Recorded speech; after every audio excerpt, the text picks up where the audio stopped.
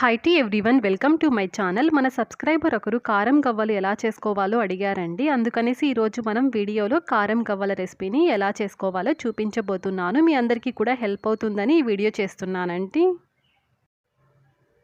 ఈ కారం గవ్వల్ని గోధుమ పిండి యూస్ చేసైనా చేసుకోవచ్చు, మైదా పిండిని యూస్ చేసైనా చేసుకోవచ్చు. నేనైతే ఇక్కడ గోధుమ పిండిని యూస్ చేసి చేస్తున్నాను.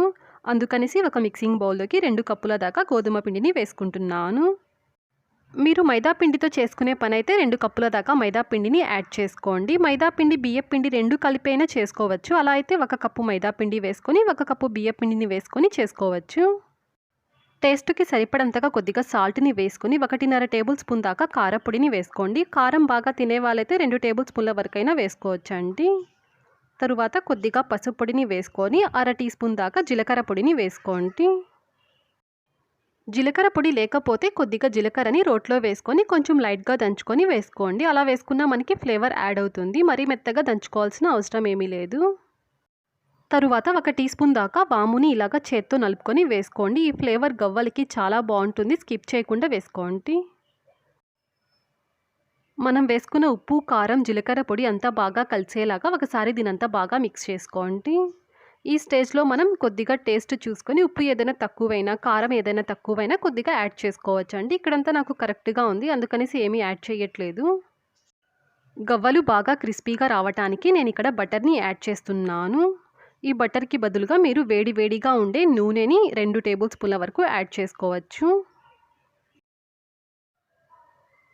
అంటే నూనెని కాస్త వేడి చేసుకొని వేసుకోండి. ఇలాగా మనం వేడిగా నూనెని వేసుకున్నామంటే మనకి గవ్వలు బాగా క్రిస్పీగా వస్తాయండి.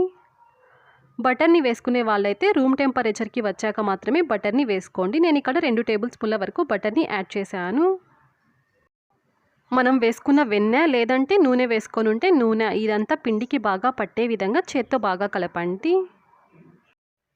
పిండిని ఇలాగా బాగా కలుపుకున్న తరువాత కొద్దిగా పిండిని చేతిలో తీసుకున్నప్పుడు మనకి ఇలాగ ముద్దలాగా రావాలి. ఇలా ముద్దలాగా వస్తేనే మనకి గవ్వలు బాగా క్రిస్పీగా వస్తాయండి.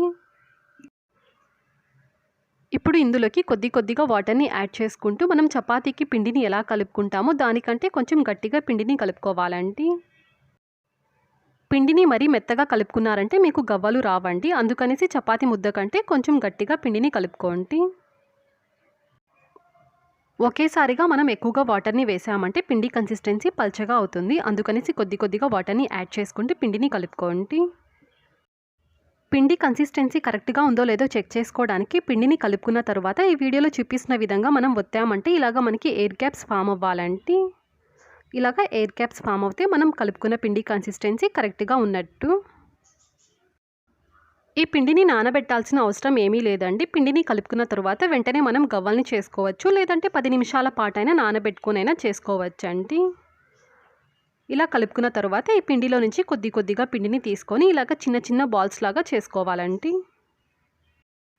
మనకి గవ్వలు ఏ సైజులో కావాలో దాన్ని బట్టి మనం ఇలాగ రౌండ్ బాల్స్ లాగా చేసుకోవాలి. చిన్న గవ్వలు కావాలంటే చిన్నగా బాల్స్ లాగా చేసుకోండి.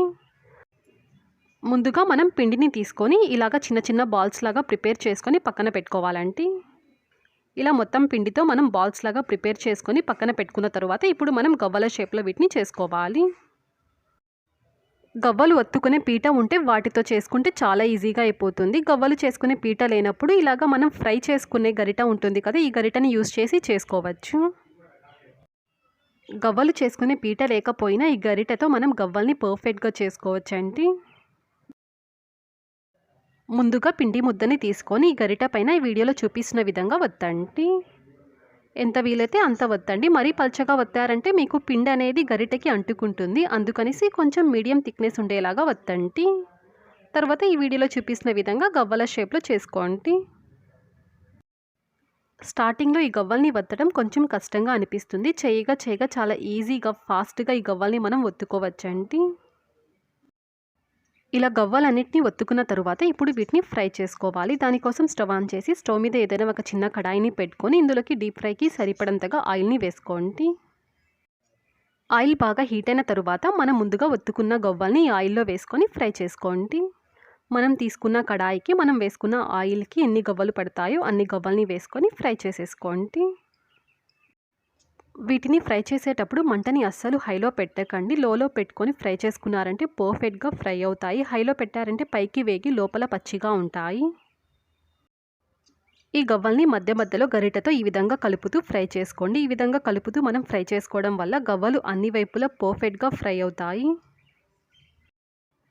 ఈ గవ్వల్ని మరీ ఎక్కువసేపు ఫ్రై చేశారంటే గట్టిగా ఉంటాయి. అందుకనేసి ఈ వీడియోలో చూపిస్తున్న విధంగా ఈ కలర్ వచ్చేంత వరకు ఫ్రై చేసుకుంటే మీకు బాగా క్రిస్పీగా, టేస్టీగా ఉంటాయి. అన్ని గవ్వల్ని ఫ్రై చేసేసుకున్న తరువాత వీటినన్నిటిని ఒక మిక్సింగ్ బౌల్లోకి వేసుకోండి. ఇలా గవ్వలన్నిటిని ఫ్రై చేసేసుకున్న తరువాత లాస్ట్‌లో ఒక స్పూన్ దాకా ఇందులోకి కారపొడిని వేసుకోండి. మీరు తినే కారాన్ని బట్టి ఒక టీ స్పూన్ లేదంటే ఒక టేబుల్ స్పూన్ దాకా యాడ్ చేసుకోండి. తర్వాత ఇందులోకి ఒక టీ స్పూన్ దాకా ధనియాల పొడిని కూడా యాడ్ చేసుకోవచ్చు. ఫ్లేవర్ కోసం బాగుంటుంది. నేనైతే ఇక్కడ యాడ్ చేయట్లేదు.